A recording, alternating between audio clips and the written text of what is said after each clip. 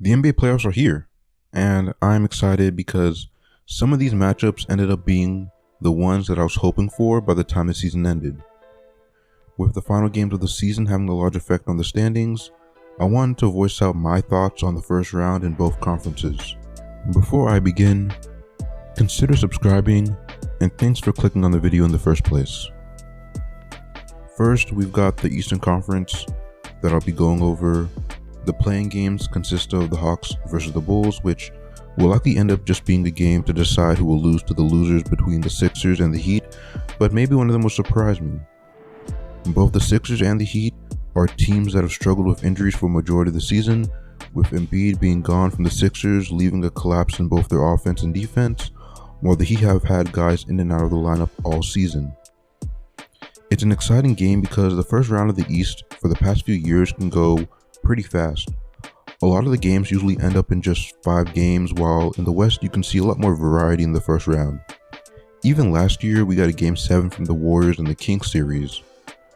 Now that the Sixers and the Heat fall into the play-in, the Celtics and the Knicks may have their work cut out for them because they aren't going to get the luxury of an easy first round series.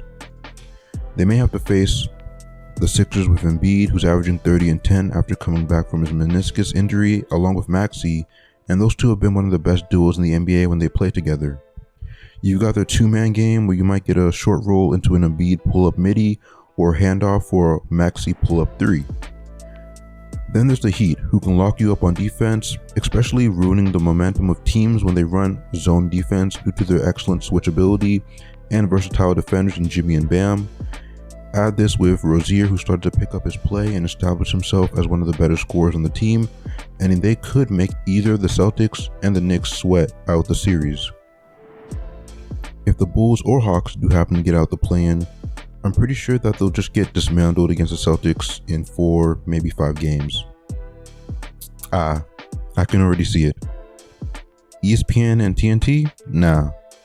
Here's the classic NBA TV matchup of the Cavaliers and the Magic.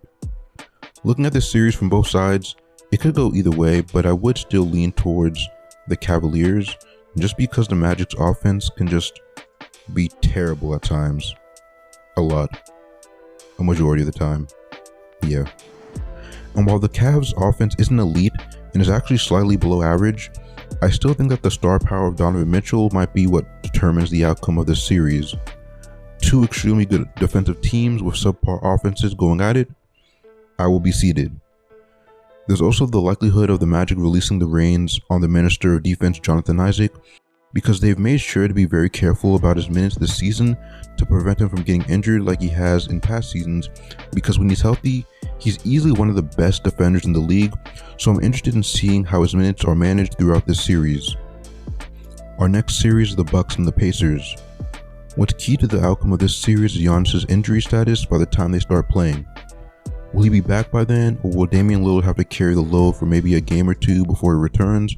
Because I do think that Giannis will end up playing at some point, knowing how he did so last year after hurting his back in the Miami series. If Dame does have to be the main guy, the hope for the Bucks is that playoff Dame shows up, because he has just not looked like himself at all this season.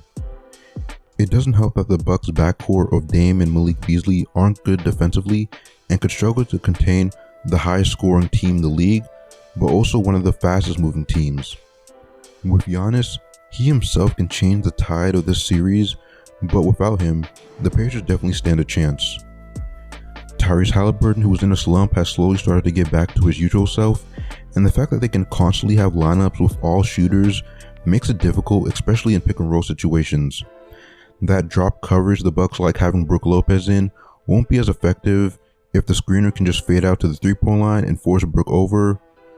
And if you're a Bucks fan, you should hope that they can beat the Pacers without Giannis, because if they can't, I don't see how you can hope to get very far without having to rely on him so much to win. On to the Western Conference play-in. There's the 7th-seeded Pelicans against the Lakers and the 9th-seeded Kings against the Warriors. With the Pelicans and Lakers, they'll be facing off again, just finishing a game a few days prior where the Lakers not only made them lose the 6th seed, but also beat them for the 3rd time this season. And it just does not look great for the Pelicans in this matchup. Almost every game it feels like the Lakers have the Pelicans number, and part of that comes with the fact that Just like with the Thunder, they completely dominate the opposing team's bigs. Zion is already an undersized 4 that isn't the best defender, and Jonas Valanciunas is such a liability on defense and is easily exploitable when guarding pick and rolls, which is why he's forced to play limited minutes, and this forces the Pelicans to go small with Larry Nance Jr., but that's not enough to slow down AD or LeBron. This is similar with the Thunder's issue with the Lakers and the fact that Chet still struggles against dominant bigs, so the Lakers winning this game against the Pelicans might be a breath of fresh air for the Thunder if they can avoid a bad matchup in the first round. Next is the Kings and the Warriors, a rematch from their last win or go home game last season. This feels like a pretty even matchup to me. The Kings are going to be without Malik Monk and Kevin Huerter, so that's already a huge chunk of offense missing, but with this year's Warriors, you never really know. The Warriors will need Steph, who hasn't really looked like himself for over a month and a half, to step up in this game, and the winner of this game will probably have to play the Pelicans in the game to decide who will face the Thunder in the first round, and I think the Pelicans are probably better suited against them, but Steph Curry is historically good in elimination games, so who knows who would win between those two teams. For my next and most anticipated matchup of these playoffs, we're getting round 3 of the Clippers and the Mavericks, and no matter how many times it happens, it never gets old. I'm hyped once again. This time, Luka has so much more help than before, and I'd say it's much more equal than it was in previous series. I'm still waiting to hear about whether Kawhi will be playing, especially in Game 1, because he's been gone for a bit with knee soreness, and he hasn't been able to play NBA basketball in a while, and he won't be having those same reps as other teams were getting near the end of the season. With the Clippers and Kawhi, you never really know what you're going to get. They say that it's nothing major, but I'm still concerned, especially since he looked fine last year against the Suns for the first 2 games, and then after that he was just magically gone. With Kawhi, this can be an incredibly competitive series. Post All-Star break, the Mavs have been one of the best defending teams and have a top 5 record since then. They have the two-headed monster in Luka and Kyrie, who are elite offenses of their own, 2 of the most efficient finishing bigs that can defend in Derek Lively and Daniel Gafford, and then there's PJ Washington, who's become one of their better defenders since being traded there. There's so much defensive talent around the roster, and that was without me mentioning guys like Dante Exum and Josh Green. If the Clippers do not have Kawhi, I personally don't think they stand a chance, but with him, I think they do, so I do hope that he's healthy and available to play. The problem is that without Kawhi, I just don't see enough guys stepping up to replace his impact.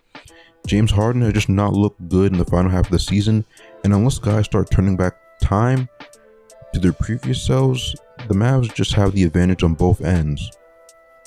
The final series I'll be covering is the 3rd-seeded Timberwolves against the 6th-seeded Suns. Here's what I think. The Suns have not shown me this season that they're a team I can easily put confidence in.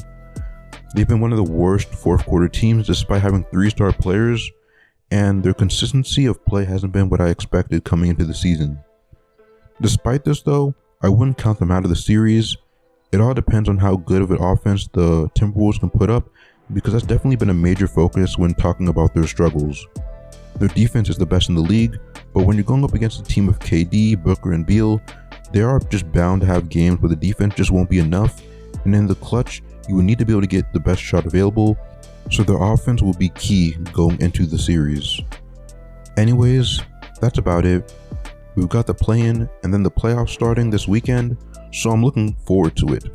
Let me know in the comments below which team you think are going to make it out of the first round. Leave a like, subscribe, and I'll see you in the next video. Peace.